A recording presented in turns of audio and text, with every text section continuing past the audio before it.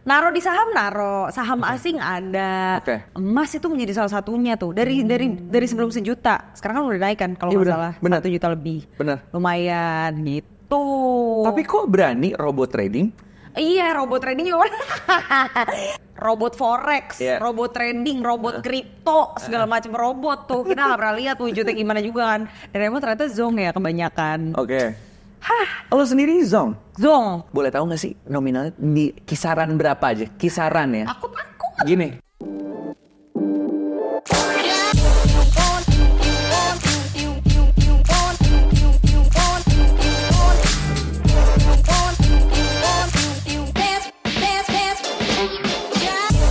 Halo sahabat Mirai Aset, kita kembali lagi di Bicara Uang bersama saya Reza Al-Fadri yang akan menguak kisah-kisah dari bintang tamu kita yang akan kita obrolin di sini. Apalagi kalau bukan bicara uang, di mana kita bakal ngobrol-ngobrol seputar uang dan kenapa beliau ini bisa menjadi kaya.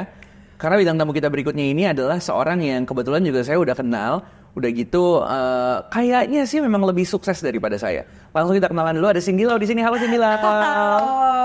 Sahabat Mirai tadi? Iya. Sahabat Mirai Aset. Sahabat Mirai Aset. Halo sahabat Mirai Aset. Masa sih? Amin dong. Amin sih. Iya kan? Amin. Tapi mungkin kita buat sahabat Mirai Aset yang belum kenal sama seorang Cindy Lau. Bener. Boleh cerita dikit nggak sih sebenarnya backgroundnya tuh pengen disebutnya apa? Penyiar radio, MC, atau content creator atau apa nih? Silakan. Waduh, penyiar radio sih ya. Karena lebih lama jadi penyiar radio, MC setelahnya. Sama lah, gitu tuh sama ya. Kita sekantor bahkan ya. Nah, aneh banget nih ngobrol di sini, tapi ya udahlah ya. Seru banget. Penyiar radio sih, karena siaran udah kurang lebih tahun ini ke-8, tahun ke-8. Gitu. Konten jarang-jarang lah. Jadi penyiar radio, MC. Mulainya gimana jadi seorang penyiar radio ceritanya? Mulainya pas kuliah, semester 4. Dulu tuh radio masih sering open recruitment kan. Masih sering open recruitment. Adalah ajang pencarian penyiar sebuah radio dulu 101,4 Trax FM. Sekarang di mana ya radio? Di Jak FM kan? Oh iya, sekarang di Jak FM. Gitu. Siarannya benar. Dulu aku pas kuliah daftar nih, pakai CV segala macam, keterima aja terus, keterima dari ratusan orang, tereliminasi sampai dikit banget, sampai kepilih tanda tangan kontrak lah di 2015. Itu awal mula menjadi seorang penyiar radio. Penyiar radio profesional, masih kuliah semester 4, terus udah sampai sekarang ternyata. Memang pindah-pindah radio ya, pernah di Trax FM, pernah di Cosmopolitan Radio, sekarang di Jak FM udah tahun kedua, tapi dari dulu siaran aja. Jadi fokus utamanya sebagai seorang penyiar radio nih. Terus juga sampingannya MC, bikin konten, betul. Jadi influencer. Nggak terlalu kayaknya. Amin dong. Tapi amin. Malah soalnya lagi malas bikin video gitu. Oh gitu. Kayak semua orang udah pada bikin kan. Iya sih. Tapi kalau cari uang seneng dong. Nah makanya ini masuk ke pertanyaan kita nih. Kita pengen ngomongin soal instrumen investasi. Benar. Di instrumen mana aja yang pernah dilakukan investasi sama Cindy Lau? Benar. Aku tuh sebenarnya kayaknya ya emang rajin menabung aja. Karena nggak punya hobi. Ini beneran. Gue tuh baru punya hobi kayak beberapa tahun lalu pas pandemi lah. Hobi itu free diving. Oh, menyelam. Menyelam. Tapi nggak minum air kan? Enggak. Tapi kalau bekerja kita harus gitu ya, Kak. Sambil menyelam minum air. Oke, itu hobinya baru ditemukan ketika pandemi.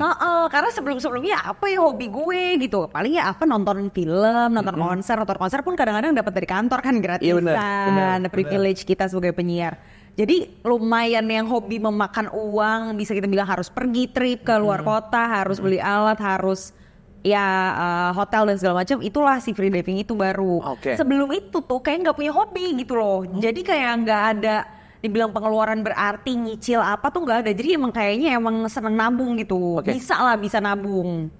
Apik gitu ya? Apik. Jadi apa yang paling banyak investasi yang dilakukan sekarang, nabung aja sebanyak-banyaknya. Tapi sekarang juga ada pas saham gede kita beli saham. Betul. Saham bank ya kan. Ya kayaknya konvensional lah. Kalau misalnya pengen investasi juga kalau nggak salah ya, kita harus tahu diri kita tuh sifatnya tuh seperti apa sih. Lo katanya udah tahu sifat lo tuh sebenarnya kayak gimana? Ada. Kalau nggak salah kita bisa ngisi beberapa survei ya. Beberapa survei kita isi, penilaian terhadap diri kita sendiri, ada beberapa pertanyaan yang akan ada hasilnya. Aku lupa sih kalau nggak salah tuh ada tiga tipe investor, tapi aku lupa. Ada yang agresif, itu yang dia lumayan berani. Ada yang konvensional, high risk high return gitu kan ya. Ada yang konvensional, ada juga yang moderat. Moderat tuh yang ya biasa-biasa aja, tengah-tengah. Nah kayaknya itu aku lebih ke moderat dan konvensional daripada agresif. Jadi emang agak nggak berani ya kalau trading yang terlalu gimana. Naro di saham, saham asing ada. Emas pernah beli, emas tuh lebih beli nyokap. Kan kita udah mulai gede nih, udah bingung ya. Kasih uang bulanan, karena aku masih tinggal sama orang tua, jadi uang bulanan buat listrik segala-gala udah nih. Terus dia ulang tahun kasih apa? Emas lah, karena nggak pernah minta apa-apa gitu kan, kecuali minta mau ini, baru kita beliin. Emas itu menjadi salah satunya tuh. Dari sebelum 1 juta, sekarang kan udah naik kan kalau nggak salah 1 juta lebih. Lumayan gitu. Tapi kok berani robot trading? Iya, robot trading juga. Robot trading pernah. Katanya kan nggak berani yang high risk gitu. Ceritanya gimana sampai akhirnya bisa robot trading? Soalnya ini kan sempat blow up juga di sosial media lo. Awalnya ini membuat orang bertanya-tanya, gimana caranya gue pengen ikutan apa segala macam. Ceritanya gimana nih? Ceritanya pernah lah pada suatu masa Indonesia tuh gila banget robot trading ya. Ada banyak banget yang nama, ada robot A, robot B, robot C, robot C. Robot forex, robot trading, robot kripto, segala macam robot tuh. Kita nggak pernah lihat wujudnya gimana juga kan. Dan emang ternyata zong ya kebanyakan. Lo sendiri zong?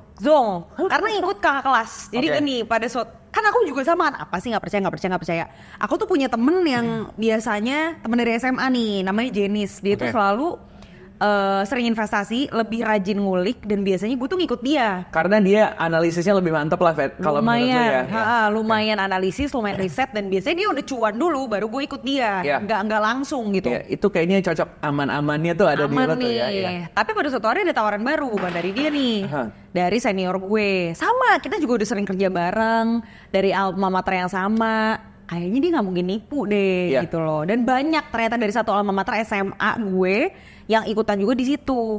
Akhirnya ikut lah. Kebetulan pada saat itu karena sering nabung, ada uang nganggur dong. Dan memang lebih baik katanya investasi itu dengan uang yang tidak dipakai gitu. Uang dingin. Jangan lu butuh besok buat bayar sekolah anak, tapi lu investasiin dulu nih. Itu terlalu berbahaya. Jangan lu sebenarnya masih punya cicilan banyak, tapi lu berani juga nih investasi.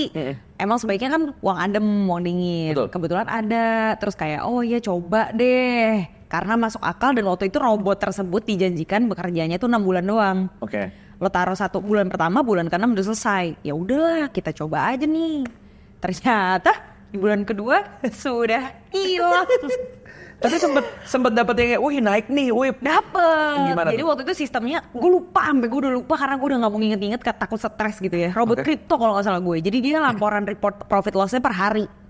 Ada profit, ada lossnya juga kadang-kadang. Jadi menurut gue tuh masih masuk akal gitu. Nyata gitu kayaknya ya? Nyata. Kita sering Zoom bareng, karena waktu itu memang pandemi, Zoom bareng, leadernya apa segala macam. Kelihatan gitu loh. Dan yang ngomong tuh beneran bukan bercanda. Kayak ini ada PT-nya, ada kantornya.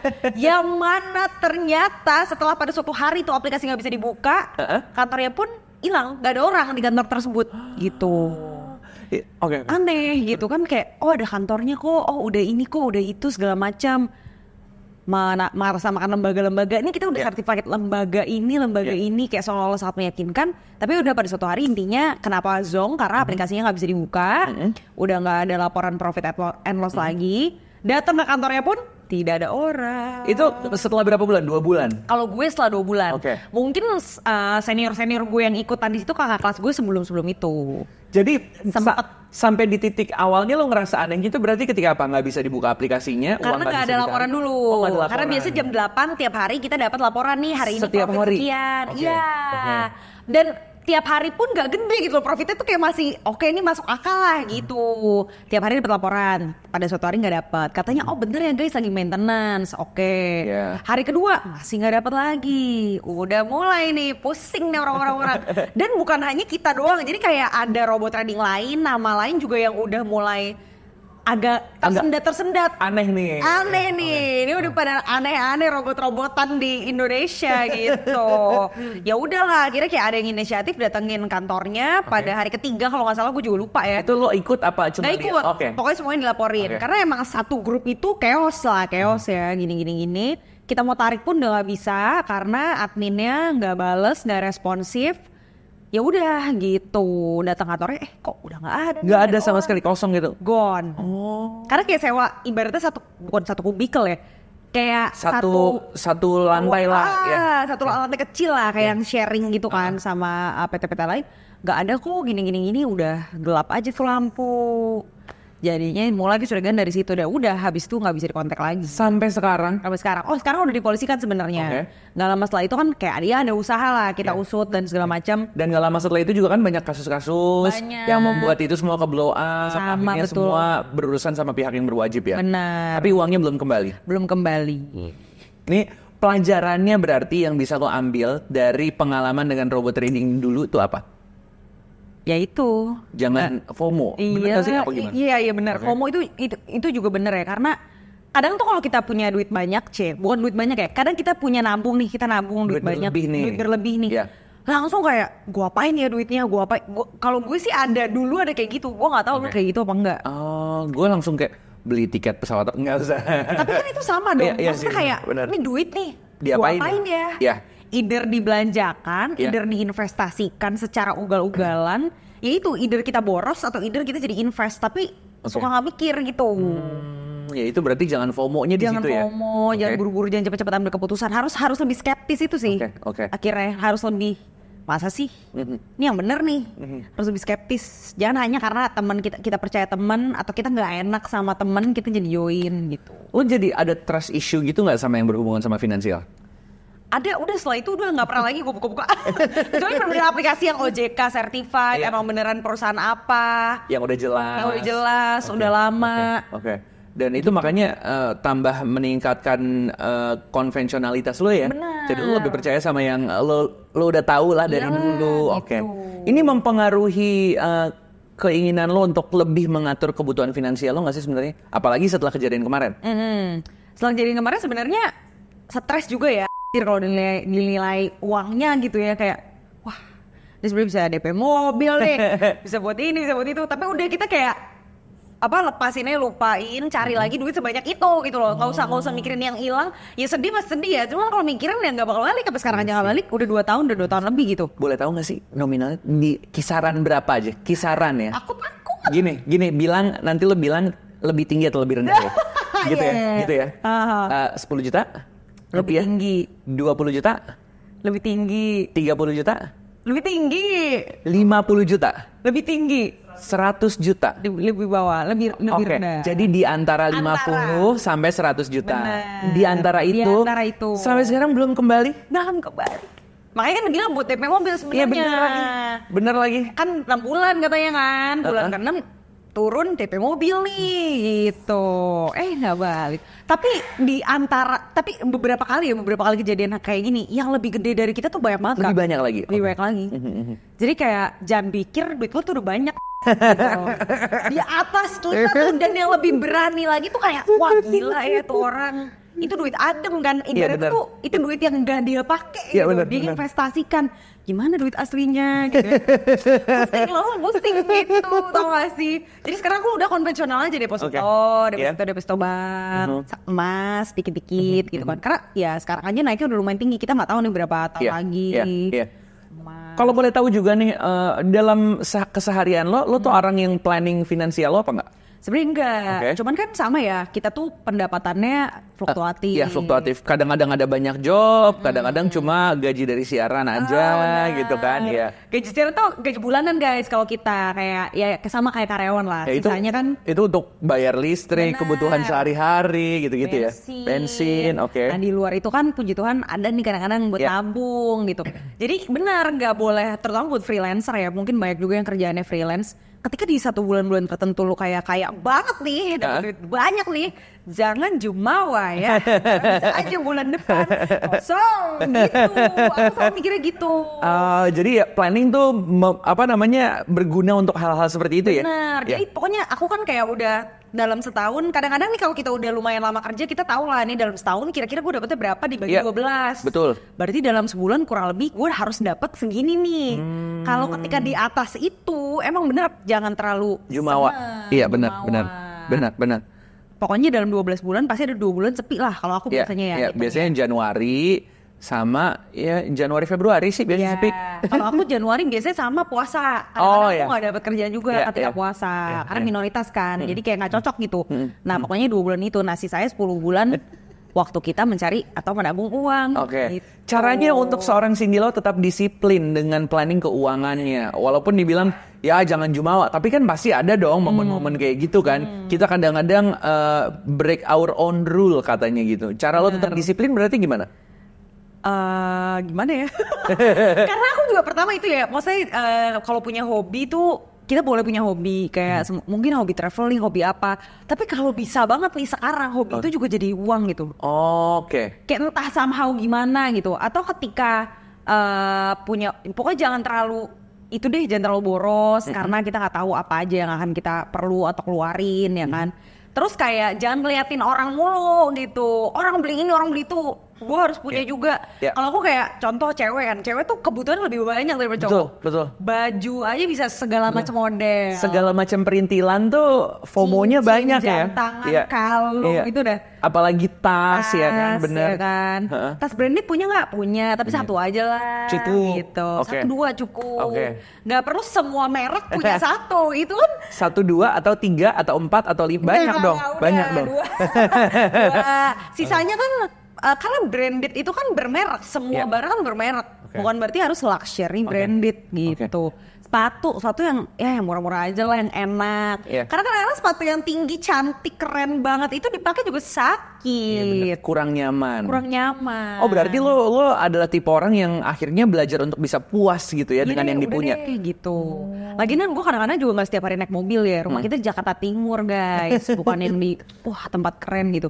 Orang Jakarta Timur. Jalan kakinya lebih banyak nih. Iya benar. Kalau kadang-kadang pakai yang mahal-mahal, mau kemana gitu kan, kayak cocok juga gitu loh. Ngomongin soal investasi gitu ya, pastikan lo sendiri tadi lo bilang lo punya temen yang dalam tanda kutip selalu jadi panutan lo. Akhirnya lo belajar sama dia. Tapi selain itu ada inspirasi lain gak sih dalam hubungan investasi? Kayak ada tokoh yang menginspirasi lo kayak, atau mungkin ada pelajaran yang lo dapet dan ini lo jadi pedoman banget untuk investasi, ada nggak? Kalau sosok sih enggak ya, karena aku jujur jarang belajar dari kayak sekarang content creator banyak lah ya soal influence apa segala macam gitu.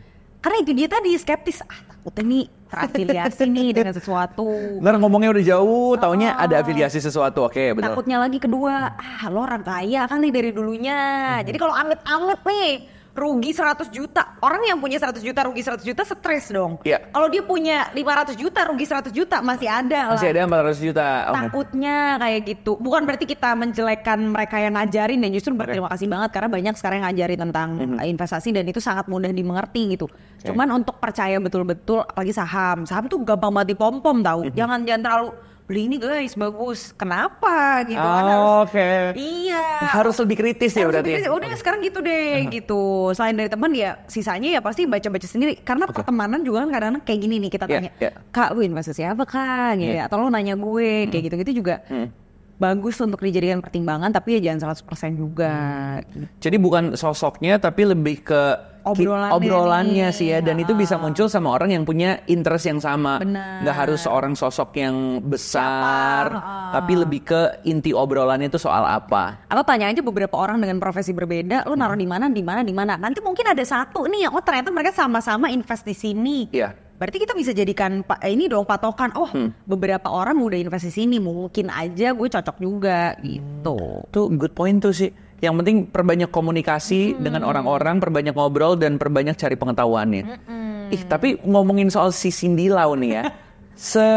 Sekritis-kritisnya orang pasti dong punya goals kan. Kalau ngomongin soal goals dari sisi finansial nih, sebenarnya jangka panjangnya lo tuh pengen apa sih? Namanya pengen beli rumah. Pengen beli rumah. Kenapa beli rumah? Kenapa investasinya di properti?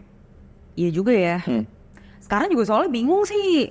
Kenapa beli? Kenapa nggak kontrak? Gitu kan nanti ada gitu lagi. Kenapa rumah? Kenapa nggak apartemen? Kan pusing gitu ya. Tapi kalau lo sendiri nih ya, dari lo aja pikirannya. Pengen soalnya kan kita ya supaya hari tua gitu kan. Biar tapi kalau cewek nih ya, gue mikirnya bukan berarti gue gak mau punya rumah atas nama gue sendiri. Cuma ada baiknya itu tuh ditanggung berdua dengan pasangan guys.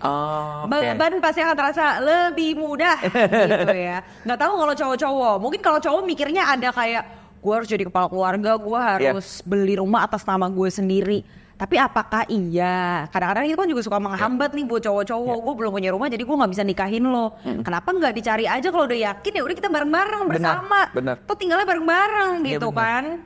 Yang amit-amit jangan sampai berpisah. Gitu. Jangan dong. Pengennya sih goalsnya itu sih rumah karena ya rumah atau properti apapun karena buat hari tua dan selamanya lama. Warga. Pertanyaan buat lo berarti financially free dalam artinya Cindy Lau itu berarti seperti apa? Financial freedom ya. Ini kalau nggak salah tuh ada istilah benerannya, misalnya ada arti benerannya di mana kita bisa financial freedom ya. Mungkin ketika passive income ya kayak udah nggak harus bekerja di umur keberapa, terus kita sudah menikmati aja hasil kerja kita. Tapi kayaknya itu pun nggak bisa dilakukan secara dini ya, karena lo harus bekerja dulu nih, memenuhi semua kebutuhan lo mulai dari dana darurat. Kalau nggak salah nih ya, ada dana darurat dulu, ada tabungan, ada proteksi. Proteksi itu bisa asuransi kalau nggak salah. Karena itu juga salah satu yang bisa membuat financial freedom nih. Kita udah tua tiba-tiba sakit kan duit habis. Aman tapi kalau ada asuransi. Kalau asuransi aman gitu kan. Nah ketika ini semua udah terpenuhi, terus kita udah kerja misalnya sampai tabungan berapa yang kita inginkan, baru tuh bisa financial freedom. Jadi harus kerja dulu. Cara untuk mencapainya berarti apa? Kerja lebih keras lagi atau pintar berinvestasi atau gimana? Itu dua-duanya lagi. Bener juga loh. Harus dua-duanya ya guys. Jadi karena kalau aku ketemu orang-orang, kadang-kadang kan kita juga kerja-kerja nih interview orang-orang yang kaya gitu ya, udah kayak berhasil. Harus dua-duanya dilakukan gitu. Soalnya banyak yang bilang, emang kamu mau kerja terus sampai umur berapa mau kerja terus? Iya dapet tuh omongan kayak gitu, gue juga dapet tuh. Kalau sekarang kalau gue sih kebetulan masih usia produktif ya, jadi mungkin targetnya adalah sampai usia produktif aja. Kumpulin duit sebanyak-banyaknya sampai usia produktif gitu kan, nabung gitu ya, baru nanti semoga kita tidak perlu merepotkan anak-anak kita, saudara-saudara kita, tapi ya tetap harus bekerja sih, sama investasi juga dikit. Benar. Supaya nggak menciptakan sandwich generation baru. Benar. Semoga sih harusnya mulai angkatan kita ke bawah udah berkurang ya. Mudah-mudahan.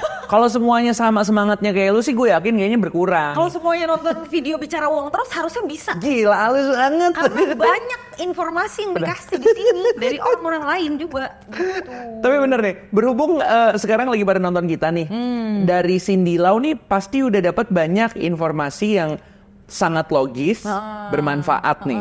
Ada lagi nggak pesan yang pengen disampaikan untuk sahabat Mirai Aset di sini? Ya pokoknya sering gitulah, jangan kebanyakan FOMO. Maksudnya jangan kebanyakan ngeliatin orang, terus kita jadi pengen ngeliatin orang, jadi pengen belanja ya, kayak self reward dan healing itu kayak. Tapi ada kan lo? Ada pasti ada. Tapi beberapa tahun ini jadi mudah sekali orang self reward, healing. Padahal kalau lo nggak mau stres doang ya, ini ada penelitiannya, lo cukup goler-goler tanpa melakukan apapun seminggu sekali setiap hari. Cukup. Maksudnya itu bisa mereduce stress level, bisa menurunkan resiko kanker. Gue baca karena gue siaran ya, jadi gue pernah baca informasi ini. Iya benar. Seminggu sekali tiduran aja nggak apa-apain di rumah, istirahat gitu. Itu murah banget. Paling cuma keluar ongkos beli makan lah di online gitu ya. Gak perlu sampai ke Bali, meskipun kalau ada rezekinya ya boleh gitu. Tapi kalau tiap bulan ke Bali kan aneh. Kan boncos juga gitu ya. Boros juga. Pokoknya gitulah, jangan terlalu banyak self reward kecuali memang target-target sudah terpenuhi. Itu dia, harus kayak punya target, gue bulan ini mau punya tabungan segini. Atau kalau susah bulan tahun gitu kayak. Gue tahun ini pokoknya gue pengen uang gue segini. Sama gue pernah dengar juga dari Theo Derek nih ya, ini Koko Theo Derek, dia pernah ngomong kayak gini, orang tuh baru bisa nabung, akan bisa menabung, akan sukses menabung atau investasi dalam hidupnya kalau dia sudah mulai tertarik dengan penambahan angka di rekening instead of penambahan barang yang dilihat. Ini bagus banget Koko Theo, gue inget dari dia ngomong sampai sekarang gue inget. Jadi ketika lo udah mulai, rekening gue nambah nih, investasi gue nih gini. Lo akan lebih seneng ngeliatin itu instead of sepatu baru, baju baru, tas baru. Itu baru tuh kayaknya bakal bagus tabungannya. Semoga menjadi cuan, karena dari butuh uang, mudah-mudahan jadi bisa lebih banyak membicarakan tentang uang dan mendapatkan uang. Amin. Kalau pengen tahu dan lebih kenal sama Cindy Lau lebih banyak lagi, mungkin bisa dicek sosial media di mana, silakan. Boleh, semuanya Cindy Lau, CINDYLAUW. Sekarang aku punya radio juga betul di Injak 101 FM. Siarannya Senin sampai Jumat tiap malam jam 8 sampai 12. Oke. Oh, udah deh. Jangan lupa kalau pengen MC Cindy Lau. Dan Reza Al-Kadri. Harga paket ada ya, harga paket. Paket dong, bisa, yuk. Bisa Acara-acara banget. kantor kamu nggak usah iklan di sini. Kalian, karena kita kan bicara uang butuh uang juga. Betul sekali. Karena kan kita punya banyak waktu, tapi masih cari waktu kan. Gini waktunya. Cindy Lau, terima kasih banyak Terima udah kasih ngobrol-ngobrol banyak. barengan sama kita. Itu dia sahabat Mira Aset, obrolan kita bersama Cindy Lau. Sampai ketemu lagi di Bicara Uang berikutnya. Dadah.